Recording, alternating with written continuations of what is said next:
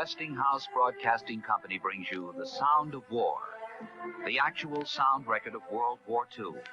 2,191 days from the time Hitler's Panzer divisions moved across the Polish borders to the ceremony of the Japanese surrender aboard the United States battleship Missouri in Tokyo Bay. World War II, the most terrible period of death and destruction in the long history of man. World War II, a drama preserved for all time through the medium of radio, an era never to be forgotten. Tonight, climb Mount Niitaka. Translation, attack Pearl Harbor according to plan. I repeat again that I stand on the platform of our party. We will not participate in foreign wars, and we will not send our army, naval or air forces to fight in foreign lands outside of the Americas, except in case of attack.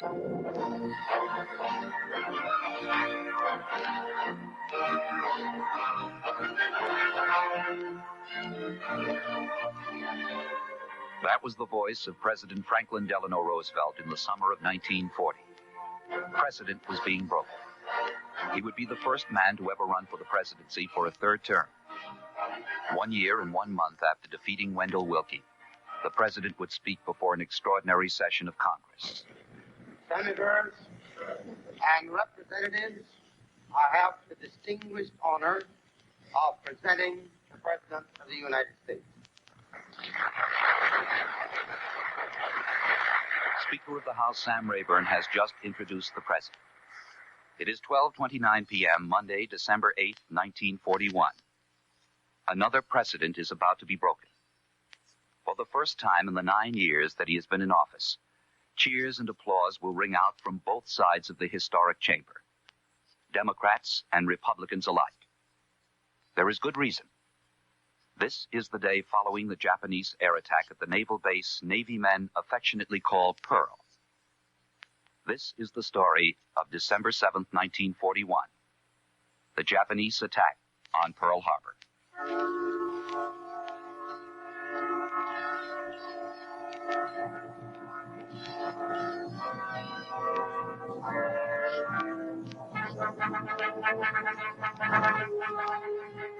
It is November 1941.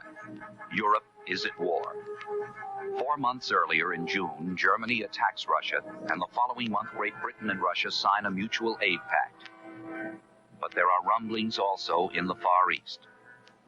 It was in July of 1940 that President Roosevelt signed an order freezing all Japanese assets in the United States. 3 months later in Washington, an historic event took place. The peacetime drafting of young men into the armed forces. Listen closely. In the audience is a mother who knows her son's draft number. President Roosevelt speaks. Secretary of War will now draw the first number. The first number drawn by the Secretary of War is serial number 158. A mother's scream. The first of many that would invade the American home. Now the war in Europe was becoming part of American life. The draft, too, became important in the oncoming presidential campaign. President Roosevelt was running for a third term. We are telling the world that we are free, and we intend to remain free and at peace. We are free to live and love and laugh. We face the future with confidence and with courage. We are Americans. His opponent, Wendell Willkie. And let me tell you something else. That one-man rule always leads to. It always leads to the road to war. The president again. I repeat again that I stand on the platform of our party. We will not participate in foreign wars, and we will not send our army, naval or air forces to fight in foreign lands outside of the Americas except in case of attack. Wendell Willkie. More than 9 million of our fellow citizens are without jobs. We have little equipment for an army, and we have only a few hundred modern military airplanes. That is the record, and I challenge the third-term candidate to prove it false.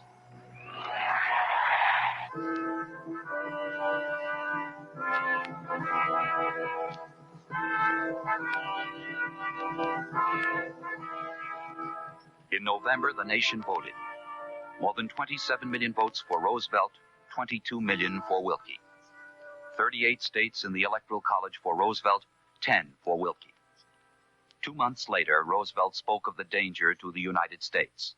Never before, since Jamestown and Plymouth Rock, has our American civilization been in such danger as now. We must be the great arsenal of democracy. For us, this is an emergency as serious as war itself. To most Americans, the danger zone was Europe, Germany, and Italy. Charles A. Lindbergh. These wars in Europe are not wars in which our civilization is defending itself against some Asiatic intruder. There is no Genghis Khan or Xerxes marching against our Western nations. This is simply one more of those age-old struggles within our own family of nations. If we enter fighting for democracy abroad, we may end by losing it at home. To the president's aid came his recent opponent, Wendell Willkie. Providing the aid we give to Britain is effective, it offers the very best clear chance for us to keep out of war. Hitler, in my judgment, will make war on us or on our friends and allies in this hemisphere when, as, and if he chooses. The Japanese were not considered a formidable foe. But almost quietly, the 20th century saw the Japanese on the move. Japan, a quick history of aggression.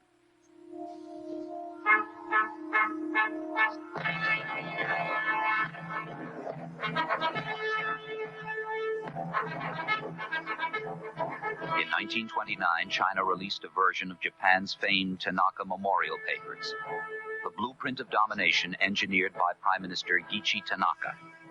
It called for aggressive moves in Manchuria, Mongolia, India, Asia Minor, Central Asia, the archipelago.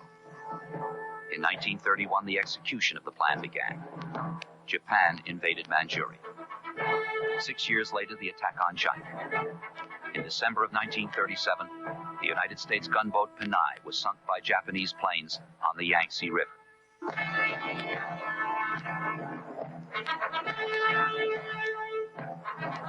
Three years later, they formed an alliance with Germany and Italy. October 1941. General Hideki Tojo assumes power. He becomes premier. His name will be a curse on every American GI's lips for the next 4 years. Every Japanese soldier will be known as Tojo. His cabinet is filled with Army and Navy officers. They smell of gunpowder.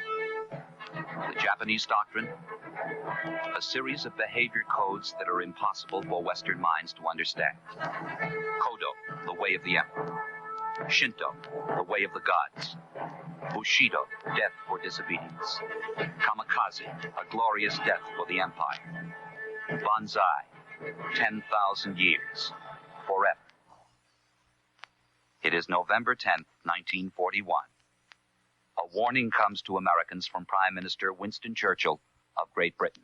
I take this occasion to say, and it is my duty to say, that should the United States become involved in war with Japan, the British declaration will follow within the hour.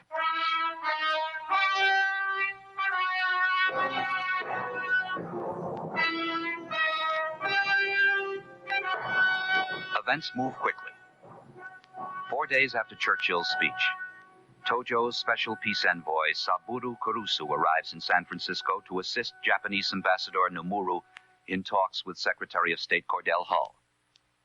Historical evidence indicates he knew not of his nation's plans. You all know how difficult my mission is, but I'll do all I can to make it a successful one for the sake of two countries, Japan and the United States.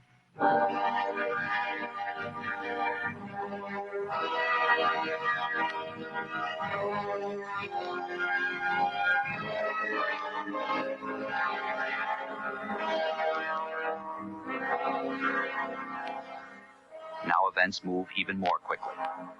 3 days later, the Japanese envoys presented their demands to Cordell Hull. To American reporters, Envoy Kurusu said, "I have come to make a touchdown." Unbeknown to him, the Tokyo signals called for him to be a decoy. He would not score the touchdown he thought he came for. Peace. Neither would he fumble the mission he was sent on. Camouflage.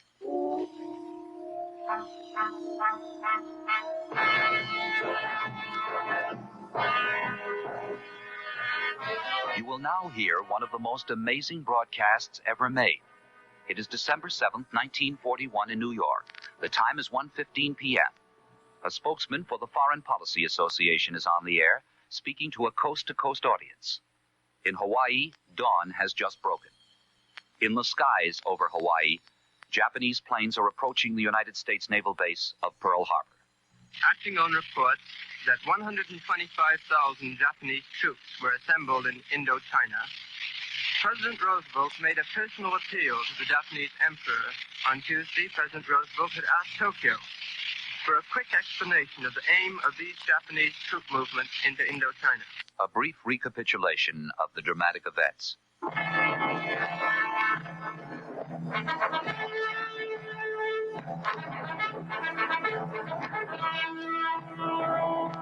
Japanese demands were formally turned down by the United States on November 17th. 1 week and 1 day later, November 25th, United States counter-demands were made. At precisely the same moment, from Tonkan Bay in the Kuril Islands of Japan, 72 warships of the Imperial Japanese Navy, under the command of Admiral Chuichi Nagumo, lifted anchor.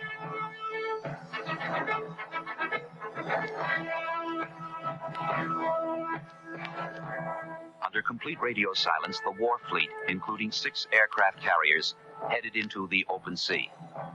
Their destination, southeast, the Hawaiian Islands.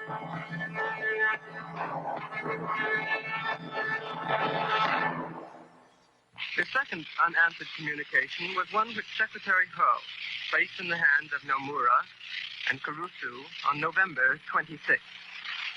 It explained the conditions under which the United States might be willing to negotiate settlement of the conflict in the Far East. On November 27th, General Douglas MacArthur was advised by Secretary of War Stimson that negotiations with Japan for all practical purposes were over.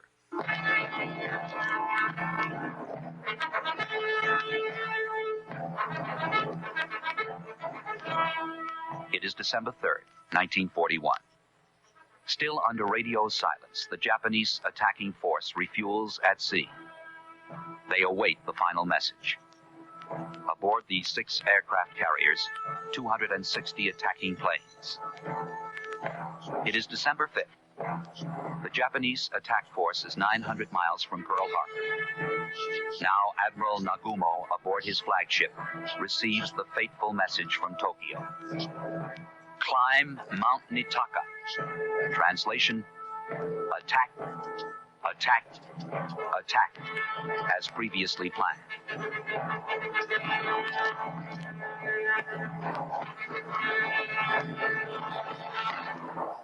It is 1:22 p.m. New York time. Over Hawaii, the bomb bay doors of the Japanese planes are open. The torpedo planes are ready.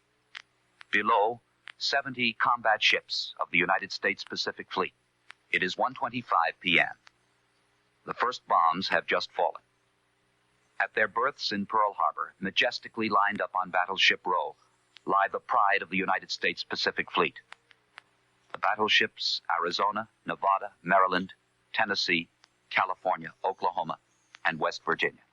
Particular defense measures adopted in the Far East this week by the United States and friendly countries acquire their significance American Marines have sailed from Shanghai, where large-scale hostilities would have made them hostages. They are now in Manila. In the Philippines, evacuation of Manila is advised. Leaves are canceled at Corregidor, the fortress of Manila.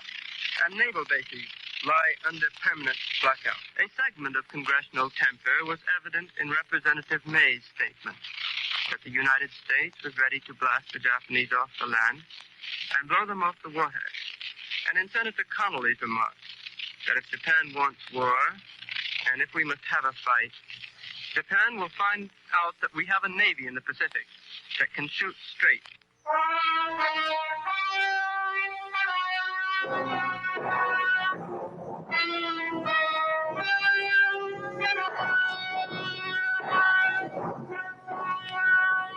It is 2:28 Eastern Standard Time. It has been the pleasure of the National Broadcasting Company to bring you Sammy Kaye's Sunday Serenade, featuring his world-famed swing and sway music. The poem read by Sammy Kaye was When We're Apart by Wilson Darren. Today's broadcast has come to you from our studios in Radio City, New York. From the NBC newsroom in New York, President Roosevelt said in a statement today that the Japanese have attacked the Pearl Harbor, Hawaii, from the air. I'll repeat that. President Roosevelt says that the Japanese have attacked Pearl Harbor in Hawaii from the air. This bulletin came to you from the NBC newsroom in New York. Many New Yorkers were listening to the New York Giant Brooklyn Dodger football game. It's a long one down to around the 3-yard line. Ward Cup takes it. He's cutting up to his left. He's over the 10. Nice block there by Lehman. Cup still going. He's up to the 25. And now he's hit hard about the 27-yard line. Bruiser Kennard made the tackle. We interrupt this broadcast to bring you this important bulletin from the United Press. Flash, Washington. The White House announces Japanese attack on Pearl Harbor. Bulletin after bulletin came over the air. The White House also reported today an simultaneous air attack on Army and Navy bases in Manila. This report followed the President's declaration that all Army and Navy bases on the island of Oahu in Hawaii are now under air attack. Here is what has happened. President Roosevelt phoned Secretary Early half an hour ago that the Japanese had attacked Pearl Harbor, the United States naval base on Oahu Island in the Hawaiian Islands. This means that war is underway between Japan and the United States. Henry L. Stimson today ordered the entire Army into uniform, effective tomorrow. His order applied to every one of the Army's 1,600,000, including the thousands of officers and men on duty in administrative posts in the War Department building who heretofore have been permitted to wear civilian clothes. An eyewitness account of the bombing at Manila. Hello, NBC. This is Bert Salmon speaking from Manila, and this time I've got a real scoop for you. Manila has just been bombed. In fact, right now it is being bombed. And without warning, Japanese bombers started bombing Fort William McKinley, Nichols Airfield, and the RCA transmitting station. At 9 minutes past 3 o'clock, without warning, right now, the moon is shining absolutely full. It's to paint. Stand out like mirrors. And there's no wonder that an enemy bomber could take out any spot around this part of Manila tonight. It isn't the fault of the blackout. There isn't a light shining any place. But old man Moon just wouldn't stay blacked out.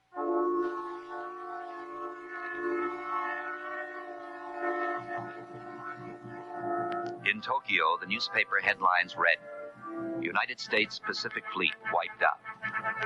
This was one of the few true reports to emanate from Tokyo. The proud battleships were sunk or smashed out of action. 2,343 officers and men were killed, 1,272 injured, nearly 1,000 men missing. Many of them are still entombed today inside the battleship Oklahoma, which stands as a living monument to those who died in the waters of Pearl Harbor. Throughout the day, the reports came in, but none told of the devastation that actually took place. On the evening of December 7th, there was another ironic broadcast. Eleanor Roosevelt, the wife of the president, would make her regular weekly Sunday night report. she would have to change the script that she had prepared earlier in the week. Good evening, ladies and gentlemen. I'm speaking to you tonight at a very serious moment in our history. The cabinet is convening and the leaders in Congress are meeting with the president. The State Department and Army and Navy officials have been with the president all afternoon. In fact, the Japanese ambassador was talking to the president at the very time that Japan's airships were bombing our citizens in Hawaii and the Philippines and sinking one of our transports loaded with lumber on its way to Hawaii. By tomorrow morning, the members of Congress will have a full report and be ready for action. In the meantime, we, the people, are already prepared for action. Many of you all over this country have boys in the services who will now be called upon to go into action. You have friends and families in what has suddenly become a danger zone. You cannot escape anxiety. You cannot escape a clutch of fear at your heart. And yet I hope that the certainty of what we have to meet will make you rise above these fears. We are the free and unconquerable people of the United States of America. Now more irony. Her guest this Sunday, December 7th, was Corporal James Cannon, a soldier based at Fort Dix, New Jersey.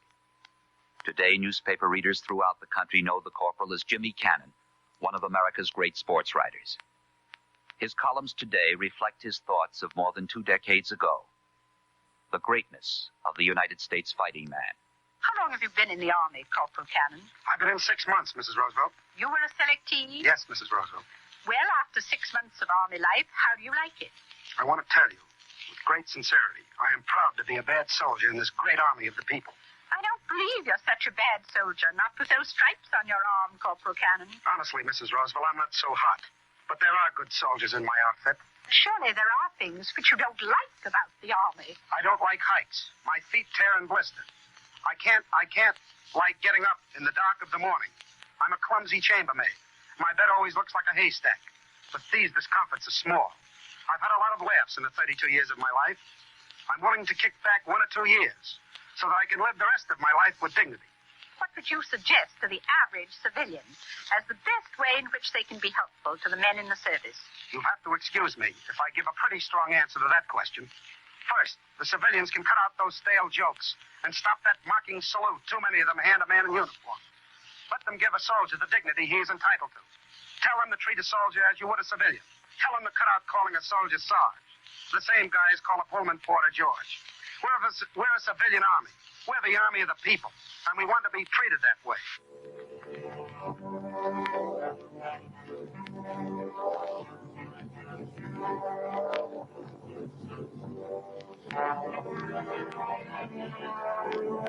That night from Tokyo came the Emperor's declaration of war.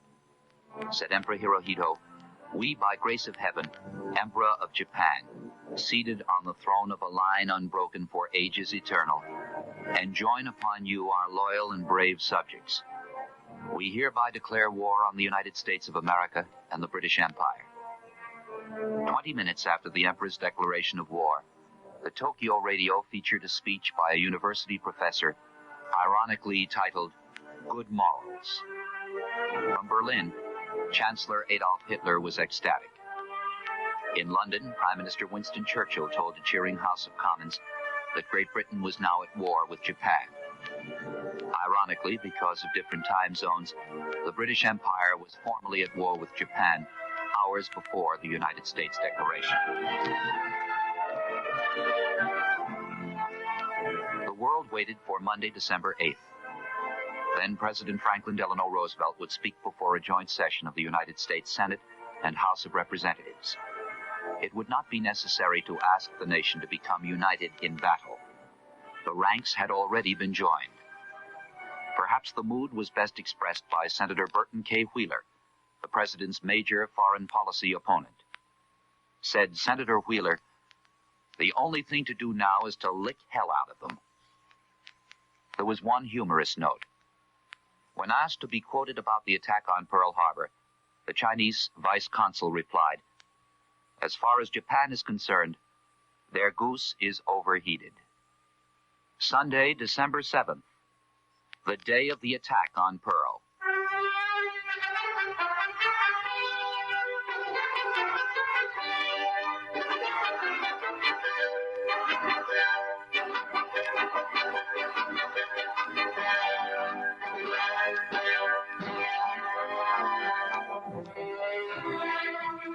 Westinghouse Broadcasting Company has brought you Climb Mount Niitaka. Translation, Attack Pearl Harbor according to plan. The actual voices and sounds of the most dramatic and tragic era of the 20th century.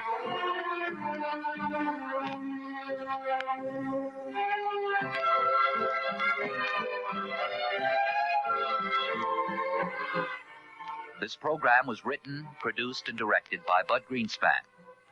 My name is David Perry.